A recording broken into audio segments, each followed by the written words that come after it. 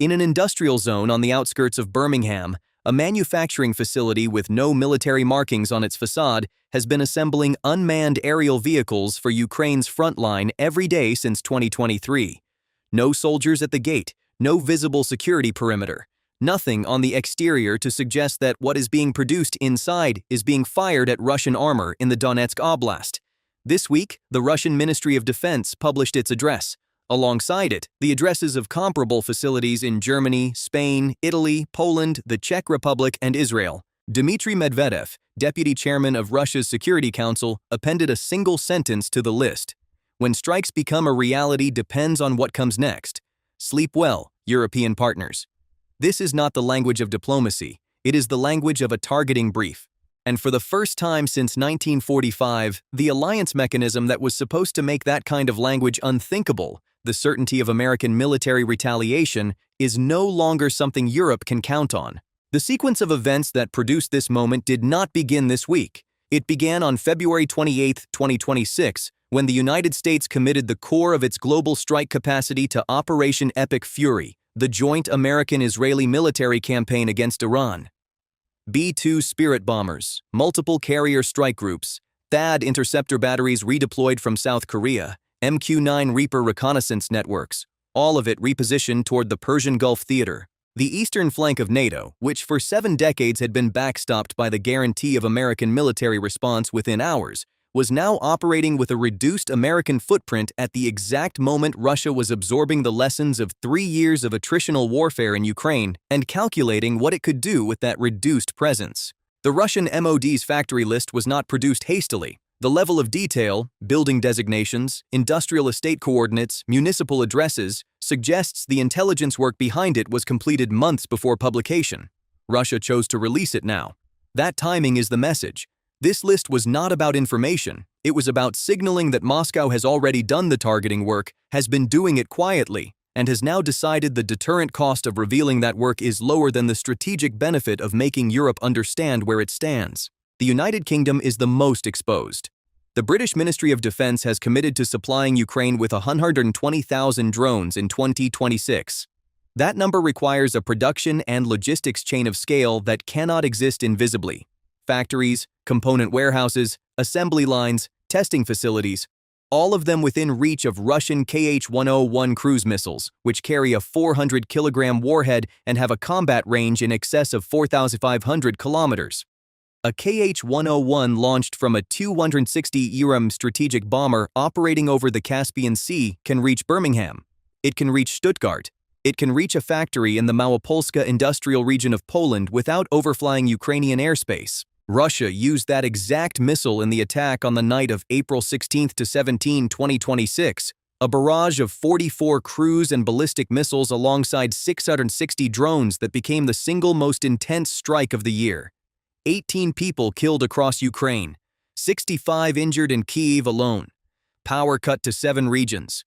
Port infrastructure in Izmail destroyed. Russia demonstrated its range and its willingness to use it in the same week it published the factory addresses. This is not coincidence. This is coordination. A 2-part message delivered simultaneously in diplomatic language and in ordnance. The cost asymmetry is precise and brutal. A Kh-101 costs approximately $13 million to manufacture. A British drone assembly facility costs hundreds of millions of pounds to build, equip, staff, and certify. One missile destroying one factory eliminates the production capacity for thousands of drones before they ever reach Ukrainian territory. Russia is not targeting the battlefield. Russia is targeting the factory floor. The logic is industrial attrition. Sever the supply chain before the supply reaches the front line, and Ukraine runs out of the weapons it needs to hold the line before European governments can rebuild the production capacity to replace them. The coalition of the willing, the informal grouping of European NATO members anchored by the United Kingdom, France, Germany, Poland, and the Nordic states, did not expect to be tested at this speed. The Wall Street Journal reported on April 15 that European officials are urgently advancing a contingency framework designed to allow NATO to function without American leadership. The plan targets 3 capability gaps that European members currently cannot fill independently: strategic reconnaissance and intelligence sharing, long-range airlift, and anti-submarine warfare operations in the North Atlantic. Germany's position is the most consequential variable in this calculation. Berlin resisted French proposals for autonomous European defense architecture for decades, on the explicit grounds that such structures would signal to Washington that its participation was optional. That resistance ended in 2026. Germany is now an active participant in planning for a defense framework that does not require American authorization to function. It is a shift of strategic magnitude that does not reverse. But here is the operational reality that no European official will state publicly. The plan is not ready. The capability gaps are real and deep.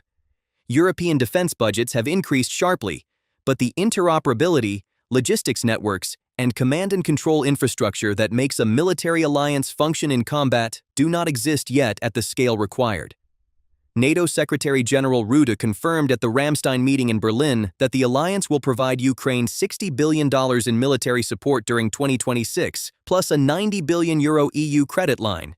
That commitment is real. The enforcement mechanism behind it, the deterrent capacity that makes a Russian strike on a factory in Birmingham an unacceptable risk rather than a calculated option, is what is now in question.